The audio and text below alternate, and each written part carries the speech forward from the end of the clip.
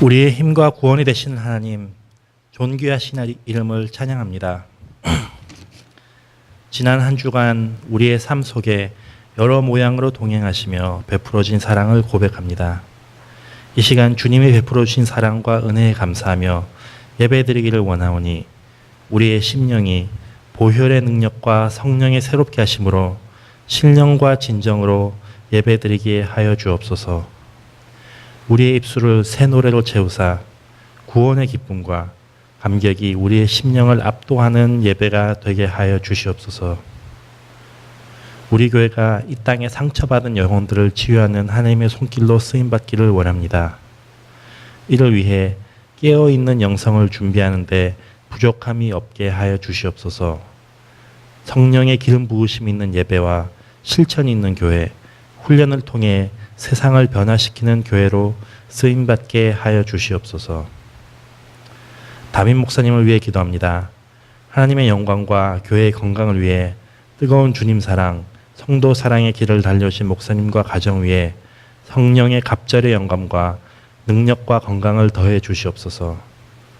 말씀을 증거하실 때에 성령께서 함께 역사하사 우리의 마음을 녹이시고 빚으시며 하늘의 능력으로 채우사 하나님의 영광과 이웃의 행복을 위하여 쓰임받는 우리의 인생이 되게 하여 주시옵소서. 주님의 뜻이 우리의 뜻이 되어 믿음과 실천을 통해 주님을 닮아가는 아름다운 삶을 살아가게 하여 주시옵소서. 모든 교육자들도 맡은 사역을 성실함과 탁월함으로 감당할 수 있게 하소서. 우리의 왕이신 하나님을 높이며 주의 영광을 사모하여 주께 나아가는 시간이 되게 하옵소서. 찬양으로 예배를 섬기는 평화의 교회 성가대의 찬양과 섬기는 손길들 위에도 크신 은혜와 능력을 베푸시기를 소원하며 예수님의 이름으로 기도드립니다. 아멘. 구원의 말씀 창세기 35장 1절에서 7절까지 제가 봉독하겠습니다.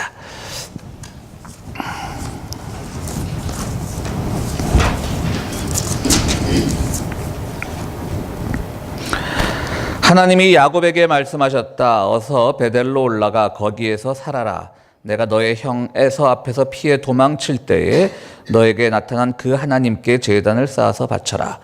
야곱은 자기의 가족과 자기가 거느리고 있는 모든 사람에게 명령하였다. 너희가 가지고 있는 이방 신상들을 다 버려라.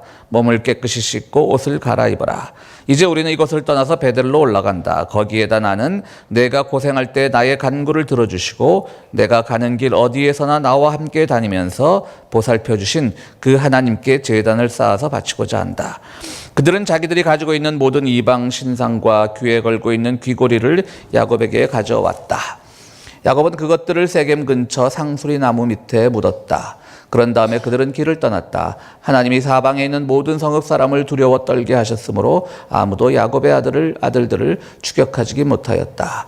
야곱과 그가 거느린 모든 사람이 가나안 땅 루스 곧 베델에 이르렀다. 야곱이 거기에서 제단을 쌓은 뒤에 그가 형을 피해서 떠날 때에 베델에서 하나님이 나타나신 것을 생각하고 그곳 이름을 엘 베델이라고 하였다. 아멘.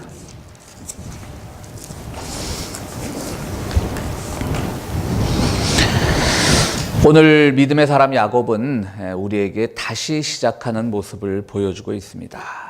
야곱의 이야기는 창세기에서 너무나 유명한 이야기지 않습니까? 아버지와 형 에서를 속이고 장자권을 얻고자 거짓 축복을 받고 또 그것이 들통나서 이제는 아버지와 형을 피해 도망을 떠납니다. 그는 어머니가 소개한 외삼촌 집 라반의 집을 향해 떠나면서 베델, 당시의 첫 이름은 루스였습니다.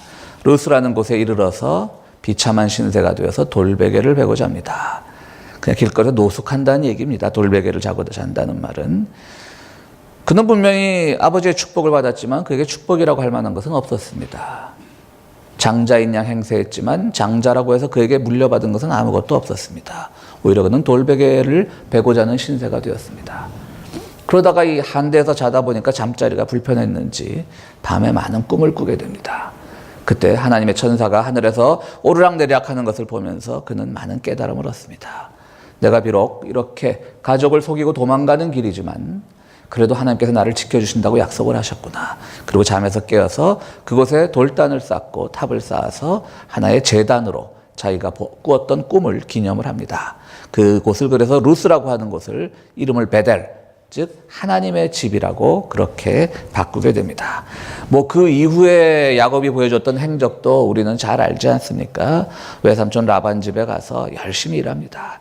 그는 기본적으로 성실한 사람이었습니다. 그런데 또 기본적으로 야망이 많은 사람이기도 했습니다.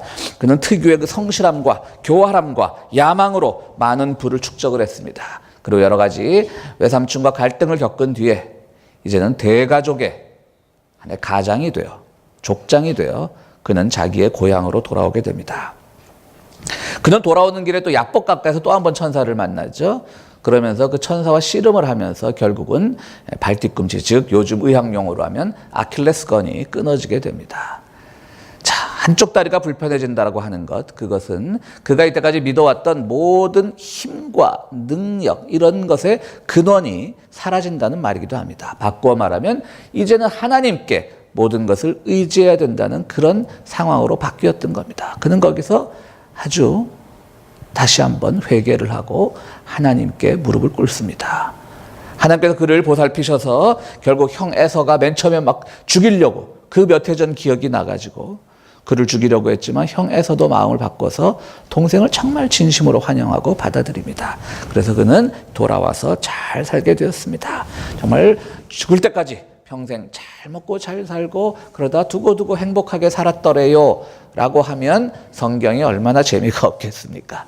두고두고 행복했습니까? 그는 정말 그 이후에 정말 이 거듭난 야복강가의 경험 그리고 루스 즉 베델의 경험을 되살려갖고 늘 뜨겁게 하나님을 섬기고 많은 사람들에게 모범이 되고 주변 사람들을 잘 섬기고 그렇게 살았겠습니까? 그렇지 않습니다. 그렇지 않았던 것이 바로 창세기 34장 그리고 오늘 35장의 내용입니다. 어떤 일이 있었냐면 이제 대가족이잖아요. 아내도 4명이고 자식도 뭐 딸까지 포함해서 13명이고 뭐 대가족이고 엄청나게 많은 부를 축적해서 고향에 돌아왔으니까 금이환영한 사람이니까 주변의 사람들도 이 가문하고 이제 어떻게 해서든지 관련을 맺고 싶었던 것이죠. 그러다가 바로 세겜이라고 하는 그 한 청년이 바로 이 딸 디나를 성폭행을 하게 됩니다.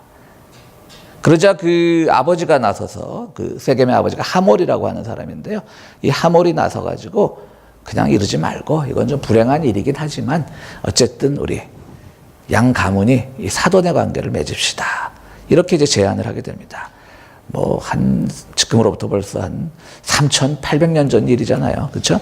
그러니까 그땐 그랬습니다. 여러분 한국만 해도요, 1950년대, 60년대 참 우리가 얼마나 그 후진적이었냐면 이런 재판 결과들이 있었습니다. 진짜 동네 성폭행이 일어나면 그 남자가 내가 저 여자 데리고 살게요. 그러면 그냥 재판장에서 무죄 방면한 그 한국 한 3, 40년 전에 한국 남성들의 그 성인식이라는 게 어떤 건지 여실히 보여주는 그런 판결들도 있었습니다. 3,800년 전이에요.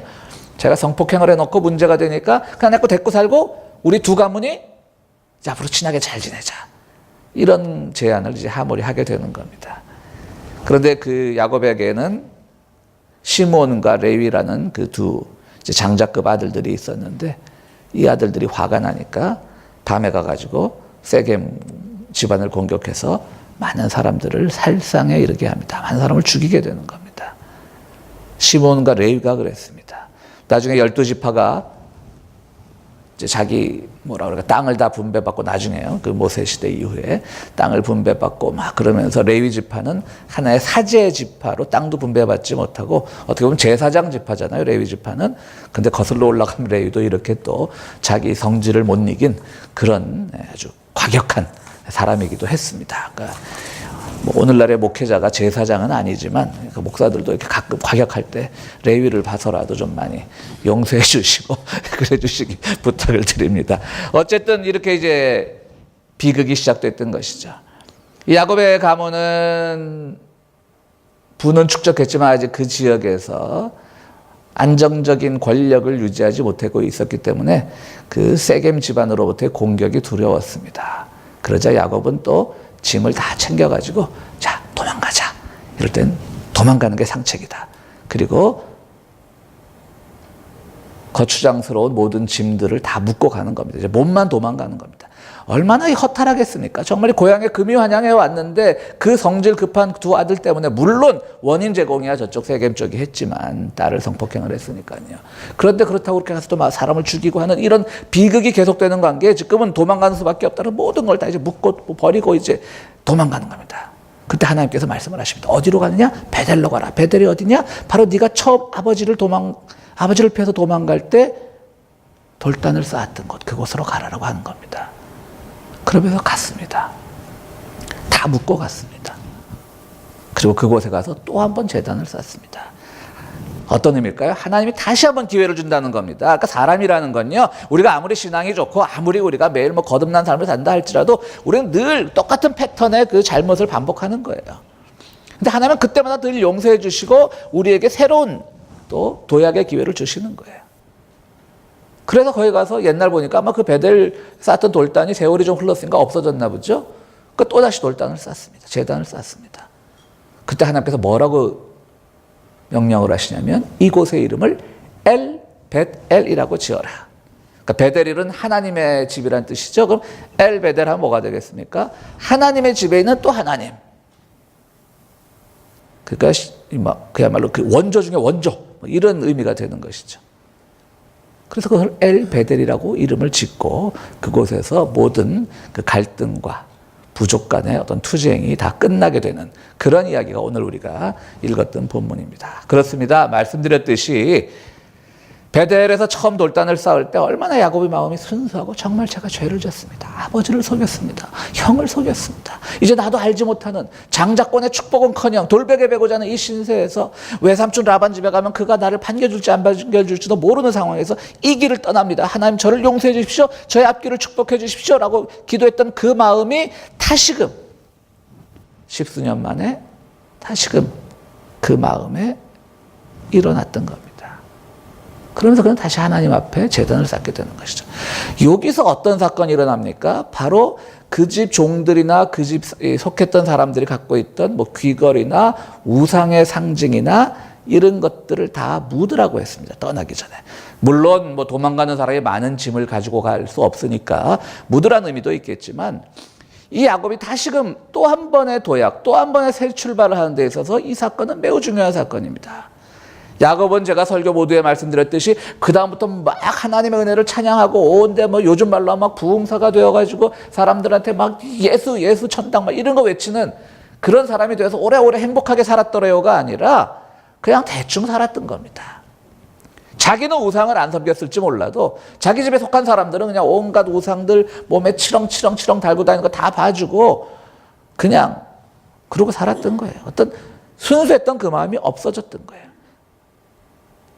그러니까 야곱은 이게 문제구나. 이게 문제였구나. 내가 다시금 고난을 당했던 그 원인이 바로 여기에 있구나. 이거를 잘 묻고 가야 된다라고 하는 겁니다.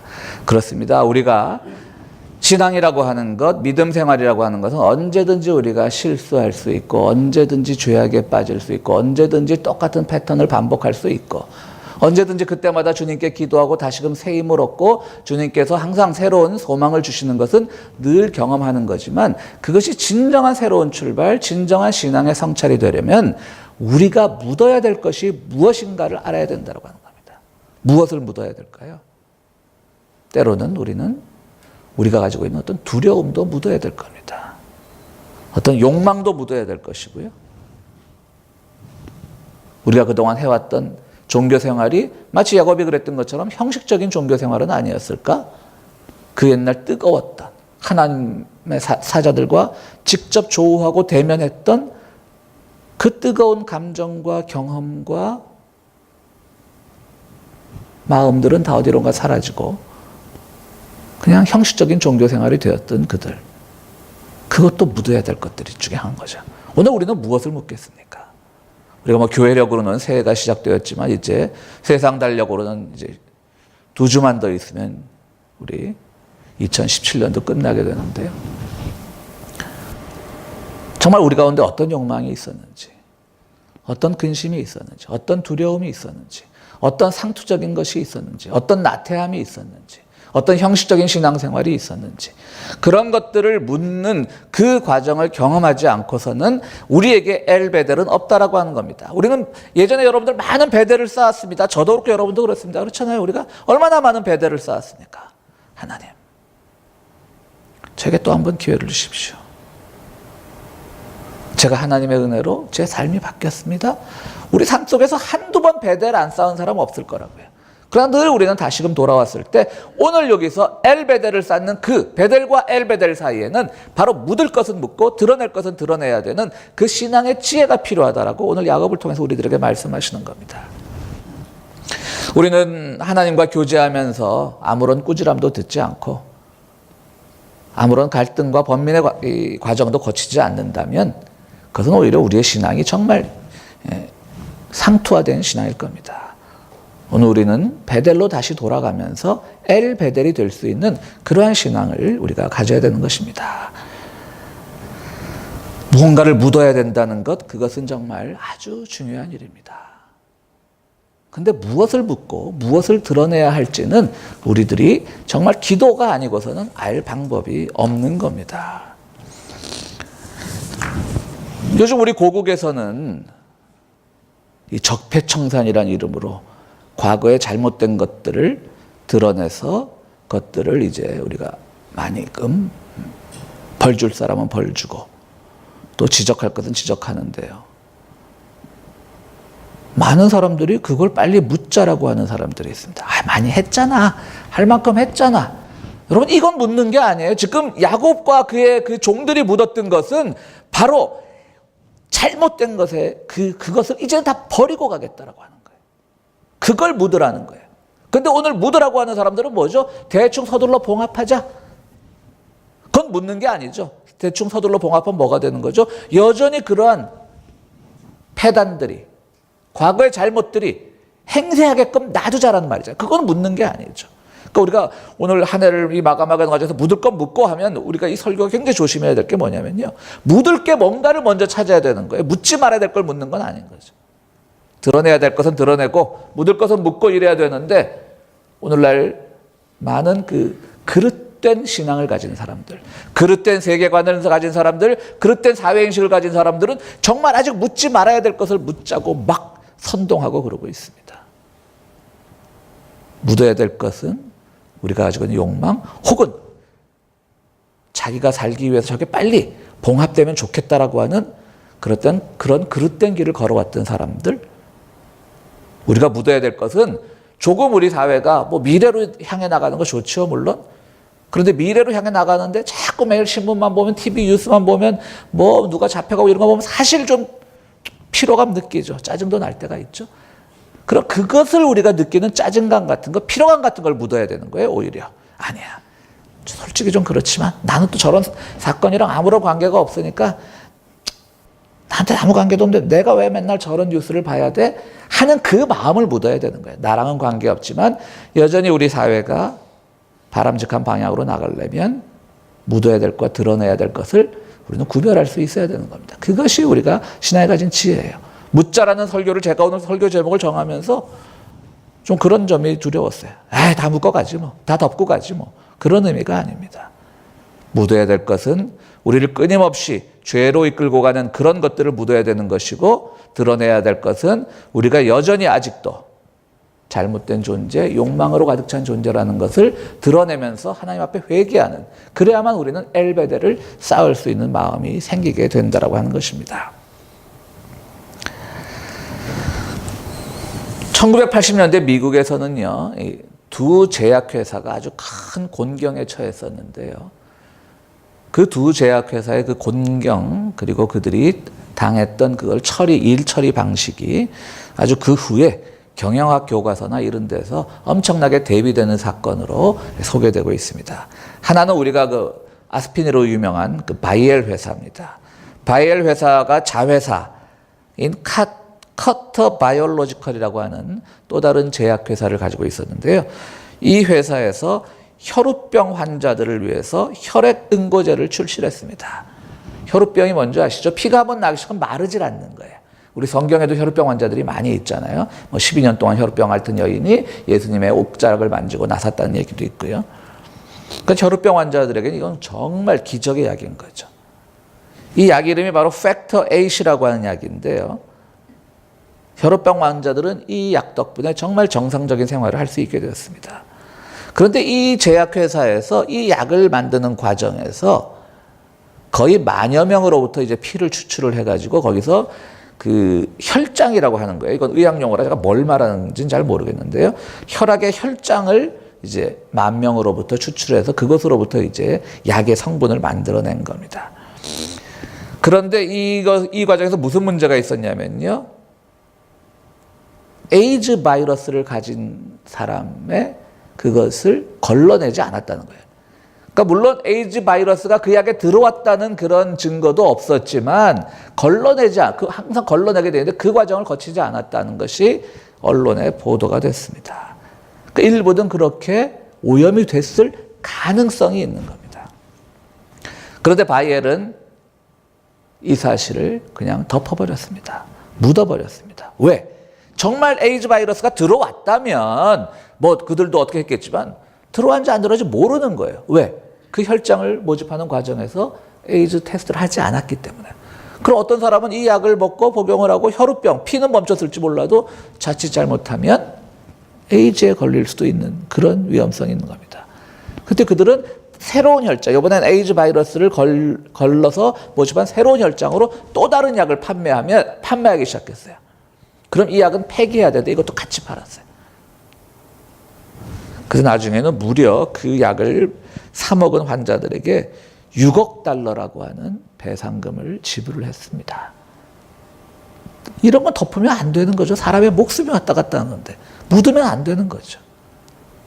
우리가 묻어야 될 것은 새로운 사회, 새로운 미래, 우리의 새로운 믿음, 새로운 신앙을 향해서 걸거쳐지는 것들을 묻어야 되는 건데 오히려 이렇게 새로운 미래는커녕 제약회사의 이윤에만 급급하기 위해서 묻어버리는 것은 정말 이것은 우리가 잘못 묻는 대표적인 겁니다.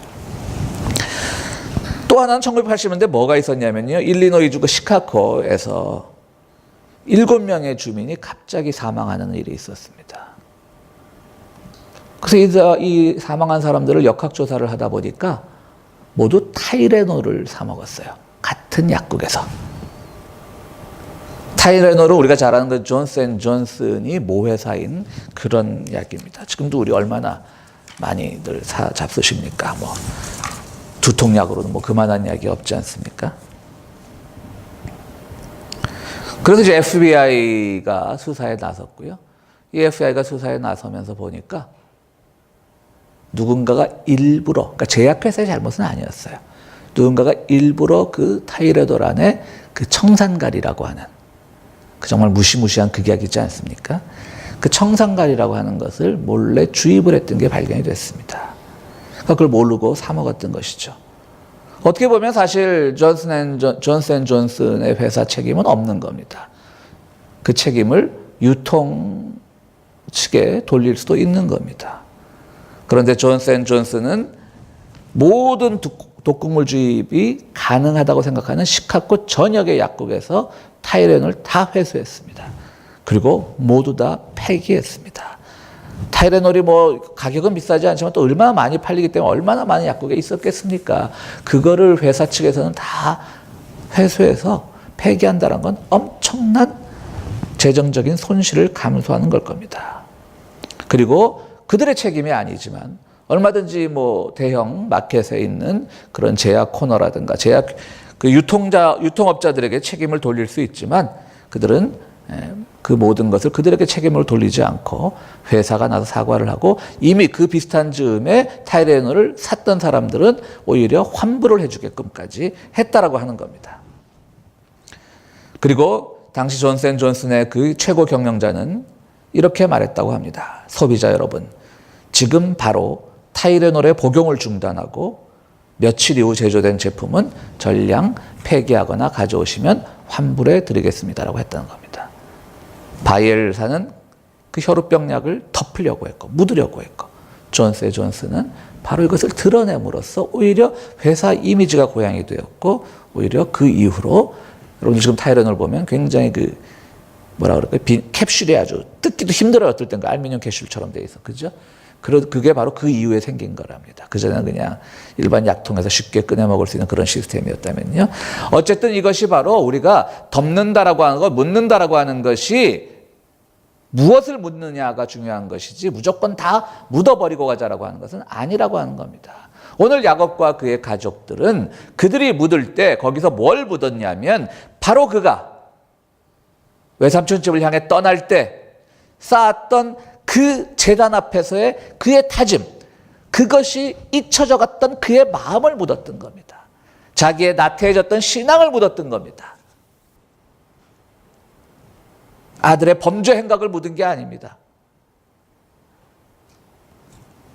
바로 그 종들이 하고 있던 모든 귀거리와 우상의 신상들은 바로 그가 얼마나 나태해졌는가를 보여주었던 상징이었기 때문에 그것을 묻었던 겁니다. 그리고 우리는 이제는 정말 깨끗하게 성경에서 명한 대로 어떠한 그 장신구도 없이 어떠한 주님을 향한 상징성도 없이 그들은 깨끗한 마음으로 깨끗한 몸으로 그들은 다시 베델로 돌아가서 엘 베델이라고 하는 새로운 제단을 쌓았던 겁니다. 그런 점에서 우리가 기도의 제목은 우리 삶에서 정말 내가 과감하게 드러낼 것과 과감하게 묻을 것을 잘 구분하는 지혜가 필요할 겁니다. 우리 주님께서도 산상수훈에 서서 말씀하시지 않습니까? 누가 등불을 이렇게 가리우는 사람은 아무도 없다. 되바구로 이렇게 덮어서 가리우는 사람은 아무도 없다. 등불이라고 하는 것을 이렇게 높이 세워야 된다. 바로 우리가 정말 주님의 사랑, 주님의 자비로우심, 때로는 주님께서 우리에게 주시는 어떤 연단의 과정들, 이런 것들은 정말 다 드러내야 되는 겁니다. 비치는 겁니다. 이 대림절 기간에 우리는 빛으로 오신 주님을 기다리는 겁니다. 정말 그 빛을 바라보면서 그 빛 앞에서 우리가 얼마나 잘못하고 있는지, 혹은 우리가 얼마나 내 일신상의 아닐만을 위해서 귀찮다고 자꾸 묻으려고 했던 것은 아닌지, 세월호도 묻어버리고 뭐 위안부도 묻어버리고 그냥 좋은 게 좋은 거지. 미래를 향해 나가야지. 한국의 어떤 정치인처럼요. 일본 수상 앞에 가서 머리를 조아린 어떤 정치인처럼 미래를 향해서 나가야지. 세상에 미래를 향해서 나아가는 걸 반대할 사람이 누가 있겠습니까? 그런데 그 미래를 향해 나간다고 하는 것은 드러낼 것은 드러내고 환부를 도려낼 것은 도려내고 그렇게 함으로써 우리가 나가야 되는 것인데 정말 묻지 말아야 될 것을 자꾸 묻자라고 하고 드러내야 할 것을 오히려 묻자고 하고 묻을 것들은 그냥 대충 봉합하자고 하고 그것은 이 신앙생활의 분야에서뿐만 아니라 사회, 정치, 경제, 심지어 이 제약회사의 유통과정 모든 경영에서까지 묻을 것과 드러낼 것을 구분하는 지혜는 아주 필요한 겁니다. 그것이 뒤바뀌는 순간 우리의 신앙, 우리의 일상, 우리의 삶, 우리의 사회구조, 우리의 경제구조 다 뒤죽박죽이 되는 겁니다. 그럼 어떻게 하면 그런 지혜를 얻을 수 있을까요? 결국은 그리스도 안에서 우리가 끊임없이 성찰하는 겁니다. 그리스도가 언제 혐오를 가르쳤고 그리스도께서 언제 배탈을 가르쳤고 그리스도께서 언제 대충대충 하자고 가르치셨습니까? 그분은 십자가에 달리시면서까지 대충대충을 하지 않으신 분입니다. 우리의 신앙은 대충대충이 아니라 그리스도께서 살아가신 그 방법을 보면서 그분 안에서 끊임없이 내가 무엇을 드러내고 무엇을 묻어야 될지를 성찰하는 것. 그것이 우리 신앙의 기본인 겁니다. 그것이 오늘 우리가 이 대림절 기간 동안 받아들여야 될 진리의 말씀인 겁니다. 사랑하는 우리 평화의 교회 성도 여러분들, 정말 이 대림절 기간 우리가 보내면서 빛으로 오신 주님을 바라보면서 주님께서 하셨던 그 모든 복음서의 놀라운 기적과 이사들, 말씀들, 또 그분이 삶으로 직접 보여줬던 그런 것들을 보면서 그분의 모습을 통해서 지금 오늘 우리가 이 한 해를 마감하면서 묻어야 될 것은 무엇이고 드러내야 할 것은 무엇인지, 그리고 함부로 묻자고 하는 사람들에 대해서 우리가 그들에게 따끔히 지적해야 될 것은 무엇인지를 우리 그리스도를 통해서 여러분들이 지혜를 얻으셔야 되는 겁니다. 오늘 이 정말 세상의 달력으로 12월이 다 마감되는, 그리고 2017년이 마감되는 이 시점에서 묻을 것과 드러낼 것을 잘 구분하는 하나님의 축복이 우리 평화의 교회 성도 여러분들에게 가득하기를 주님의 이름으로 축원합니다. 우리 함께